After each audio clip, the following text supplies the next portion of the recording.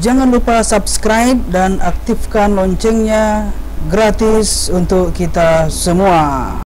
Assalamualaikum warahmatullahi wabarakatuh. Halo sahabat-sahabat sosial media yang dirahmati Allah Subhanahu wa Ta'ala. Kita bertemu lagi di dalam cerita novel Gubuk Hari Tua. Terima kasih buat teman-teman yang sudah bersedia mendengarkan cerita saya dan mengikuti alur ceritanya. Baiklah, di kesempatan kali ini kita akan melanjutkan kembali cerita novel Gubuk Hari Tua, kelanjutan dari kisah sebelumnya. Setelah selesai menyantap habis sarapan yang dibawakan oleh Ulya, Nasi dan Ilyas pun bergegas untuk berangkat ke tempat tujuan mereka masing-masing. Nasi mengantarkan Ilyas ke sekolahnya, lalu kemudian ia menuju ke tempat ia bekerja. Scene berpindah ke tempat di mana Nasi bekerja sehari-harinya, di mana pada saat ini langit gelap, angin bertiup kencang, pepohonan bergoncang ke sana kemari. Atap rumah penduduk seakan-akan mau lepas dari paku-pakunya oleh tiupan angin yang begitu kencang. Nasi sangat gelisah dan khawatir. Di benaknya terlintas pikiran bagaimana keadaan adiknya dan bagaimana ia akan pulang kalau hujan begitu lebat, sementara ia belum bisa menjemput karena ia masih harus bekerja dan waktu pulangnya masih lama. Ia sangat khawatir dan gelisah sekali. Di tengah kekhawatirannya, tiba-tiba nada dering berbunyi dari dalam sakunya. Segera dirogohnya kantongnya mengeluarkan handphone yang ada di dalam saku celananya. Di layar HP itu terlihat tulisan "Ratuku". Segera saja Nasi membuka pesan itu dan membacanya dengan segera. Pesan singkat itu berhasil merubah suasana hati Nasi yang dari khawatir dan gelisah menjadi senang, gembira, dan senyum-senyum sendiri. Ia kembali menerawang lamunannya, seakan-akan ia lupa dengan keadaan di sekeliling yang semakin gelap. Sampai-sampai seseorang meneriakinya dari kejauhan, sehingga teriakan orang itu membuyarkan lamunannya dan tersadar ternyata rintik-rintik hujan, tetesan air dari langit sudah mulai menetes di bumi.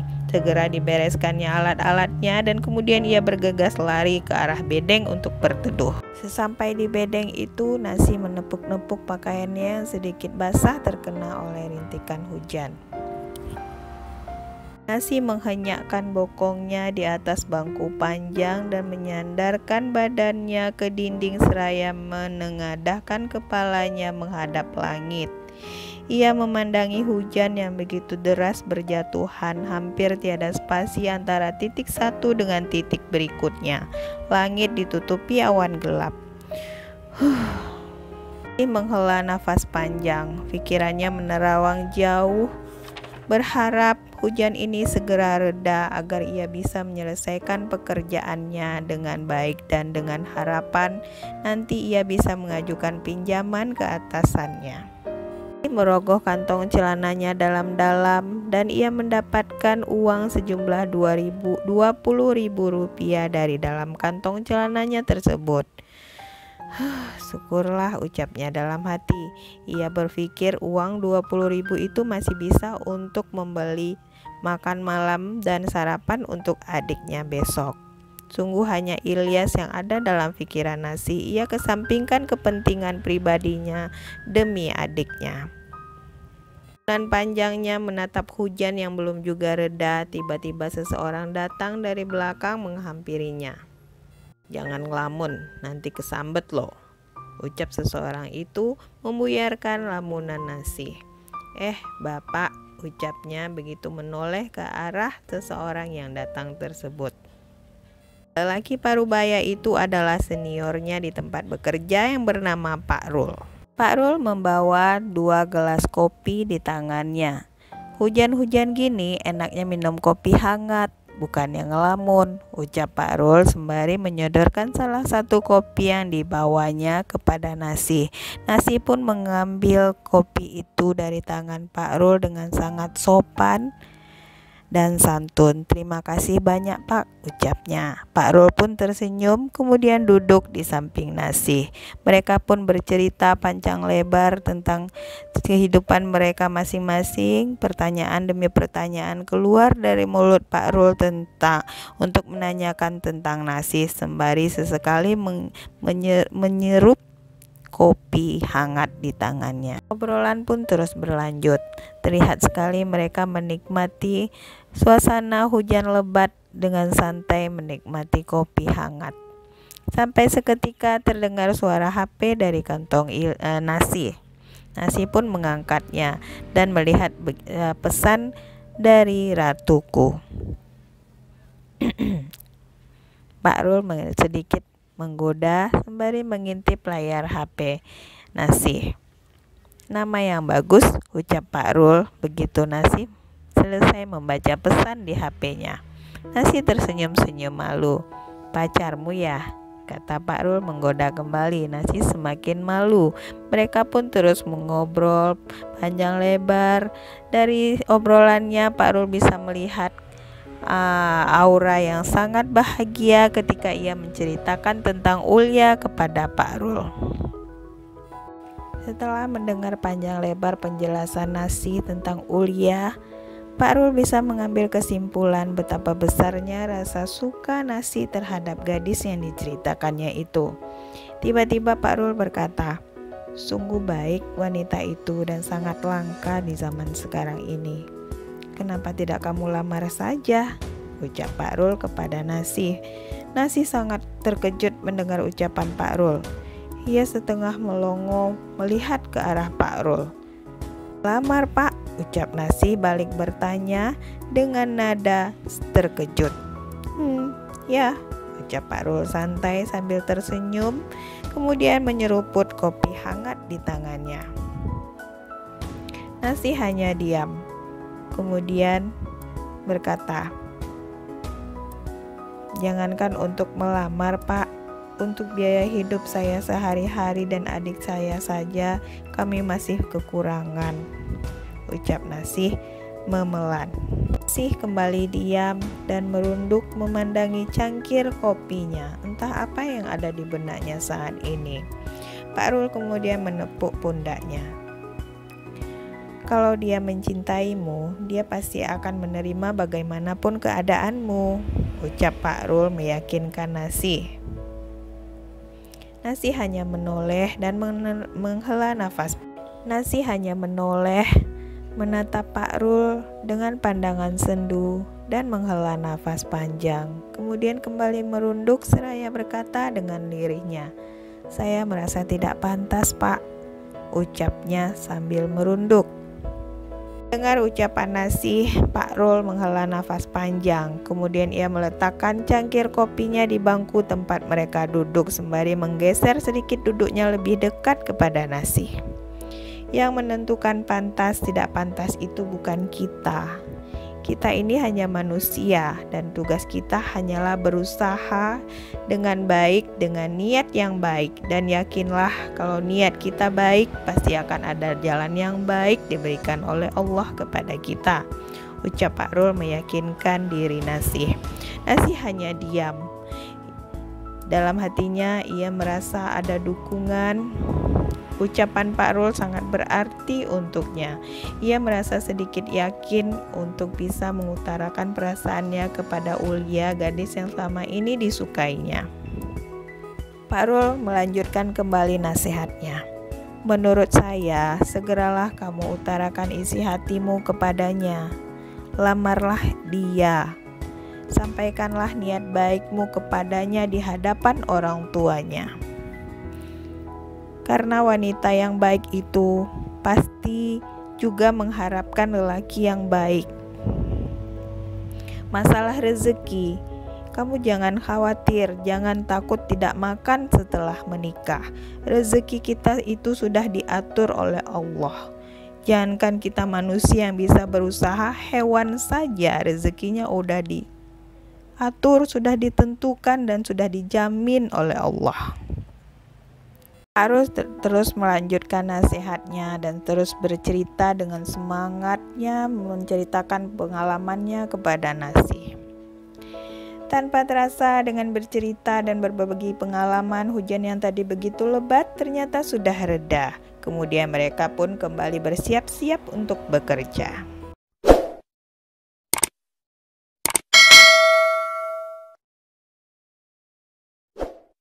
Malam semakin larut, udara semakin dingin terasa. Nasih belum juga memejamkan mata. Ia masih berbaring di samping Ilyas yang sedari tadi sudah memasuki dunia mimpinya. Dengan berbantalkan lengannya perkataan Pak Rul tadi siang. "Kenapa tidak segera kau lamar saja?" Itulah ucapan Pak Rul yang kini menghantuinya. Nasih menghela nafas panjang. Di lubuk hatinya ia ingin sekali melamar Ulya. Memang itulah keinginannya, tapi apalah daya. Keadaan belum memungkinkan. Dengan pekerjaan yang hanya seorang kuli kasar, penghasilannya hanya pas-pasan untuk biaya hidupnya dan Ilyas. Astagfirullah, ucapnya. Tersadar dari lamunannya. Tanpa terasa, jam pun sudah menunjukkan pukul 1 dini hari. Seperti biasa, sebelum tidur Nasih selalu melaksanakan sholat malam. Sebelum beranjak untuk mengambil duduk, ditatapnya Ilyas yang sudah tertidur pulas.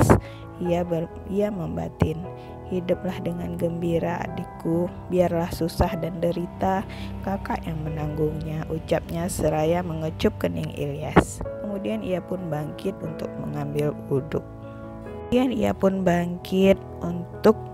wudhu. Sebelum sholat. Setelah melaksanakan sholat dengan khusyuknya, Nasih pun berdoa. Seperti biasa doanya untuk orang tua tidak pernah ia tinggalkan. Lagi-lagi ia menghela nafas panjang. Dengan penuh harap, ia kembali meminta kepada Sang Khalik, "Ya Allah, jikalau Engkau izinkan dia jadi pendamping hidupku, maka mudahkanlah jalanku untuk segera menjadikannya halal untukku. Aku ingin segera melaksanakan sunnah Rasul-Mu, ya Allah. Sesungguhnya Engkau Maha mengetahui dan Maha pemberi petunjuk. Amin, amin, ya Rabbal Alamin." Nasih menutup doanya dengan permintaan untuk segera bisa mewujudkan impiannya untuk melamar Ulya. Rasa kantuk sudah mulai menyerang. Segera dilipatnya sajadah dan kain sholatnya, kemudian berbaring di samping Ilyas.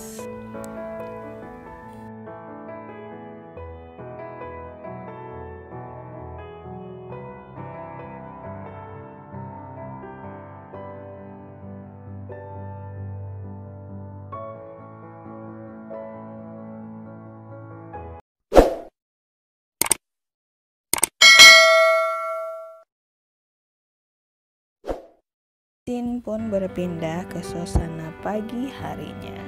Pagi ini pagi yang sangat cerah, disambut oleh kicauan-kicauan burung menambah indahnya dan semangat hari ini. Cuaca pun adem, tidak panas dan juga tidak mendung, tapi teduh. Nasih sudah siap di depan rumahnya menunggu Ilyas sambil mengelap roda sepeda tuanya, membersihkan jari-jari dan rodanya yang penuh dengan lumpur akibat hujan deras kemarin. "Hai Nas," tiba-tiba seseorang menyapanya. "Asik benar kelihatannya. Wah, motor balapnya habis mandi ya?" ucap seseorang itu. Nasih hanya tersenyum menanggapi sapaan Rudi, tetangganya itu. Ia tahu Rudi sedang mengejek sepedanya yang sudah tua dan tidak keren itu. Maklumlah, sepeda model lama peninggalan almarhum ayahnya. Tapi Nasih sama sekali tidak mengambil hati cemoohan itu. Ia justru balik menyapa dengan ramah. "Sedang apa, Rud? Gak kuliah?" sapanya. "Libur, Nas," ucap Rudi.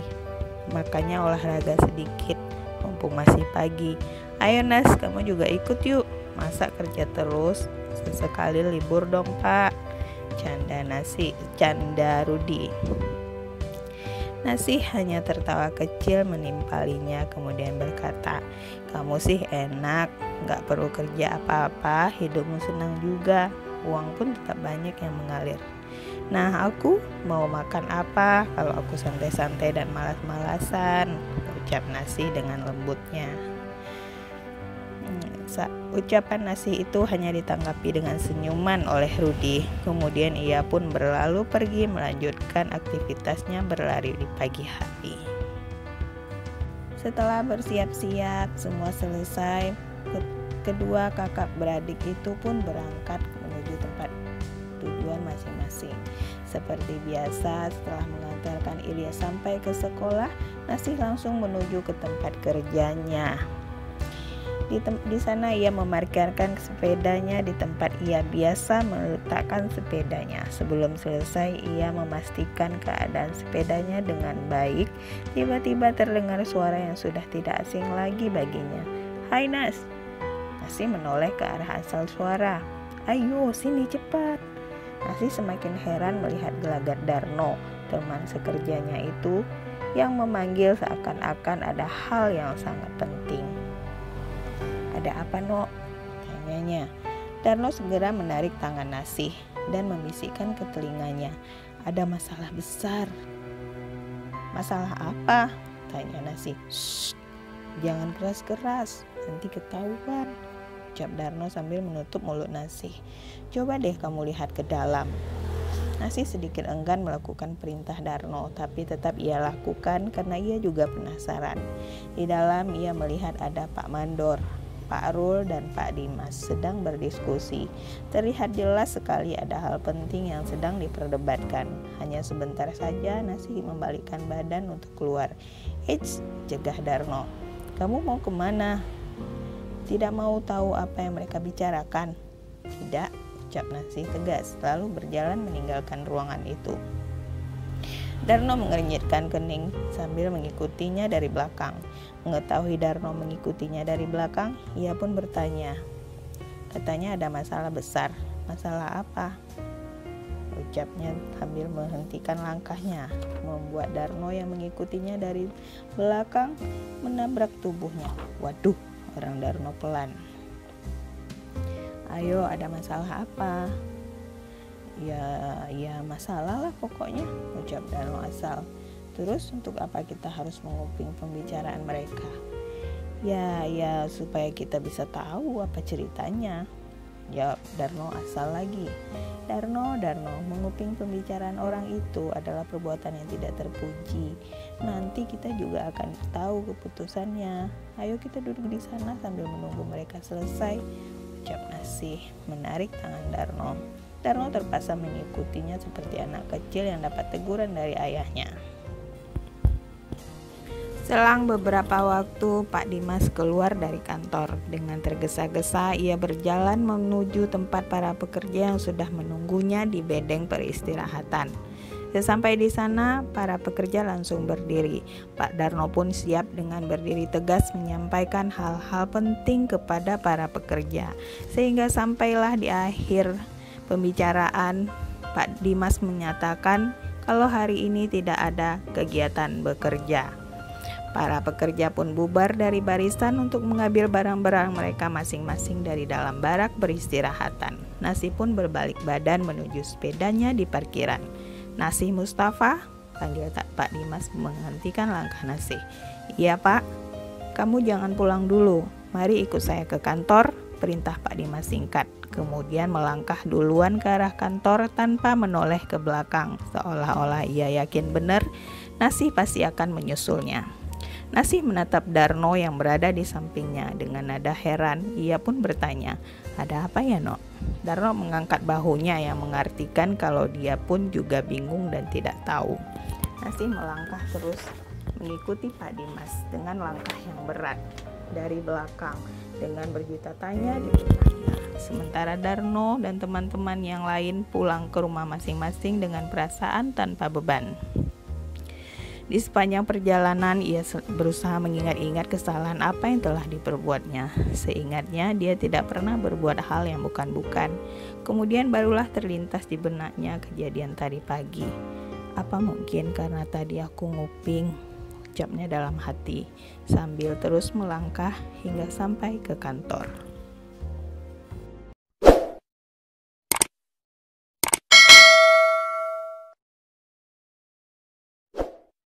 Scene pun berpindah ke suasana sore harinya. Sore sudah mulai meredup, matahari sudah mulai menyembunyikan wajahnya dari hadapan bumi. Yang tinggal hanya bias cahaya yang memerah di awan senja. Burung-burung walet simpang siur berterbangan menuju sarang-sarang mereka. Ilyas duduk di depan rumahnya di sebuah bangku kayu panjang yang biasa digunakan untuk bersantai bersama ayah dan kakaknya di sore hari sambil bersanda gurau. Namun kini Ilyas hanya duduk seorang diri dengan wajah sendu dan gelisah menunggu kepulangan kakaknya dari tempat kerja. Tanpa berkelip, Ilyas memandang ke arah jalan dengan penuh harap kakaknya akan segera muncul dengan sepeda bututnya. Tapi setelah sekian lama menunggu, harapan Ilyas tak jua kunjung terkabul. Sampai senja berganti gelap, kakaknya juga belum muncul dari ujung jalan. Suara azan di masjid telah berkumandang. Dengan perasaan sedih dan mata berkaca-kaca, Ilyas masuk untuk melaksanakan sholat maghrib. Mungkin karena ia sedih dan gelisah, yang biasanya ia malas sekali melaksanakan sholat, namun hari ini ia sholat tepat waktu. Sehabis sholat, Ilyas memanjatkan doa dengan penuh harap. Ia meminta kepada Allah agar jangan sampai kakaknya diambil lagi oleh Allah seperti Allah mengambil ayah dan ibunya. Ia menangis sejadi-jadinya di atas sejadah sholatnya sampai-sampai tertidur lelah.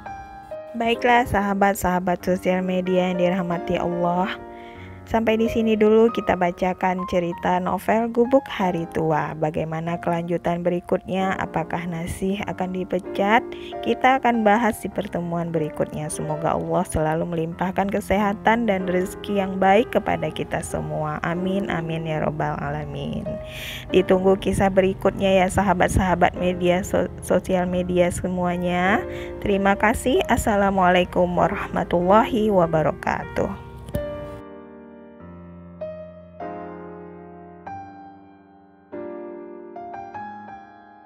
Jangan lupa subscribe dan aktifkan loncengnya, gratis untuk kita semua.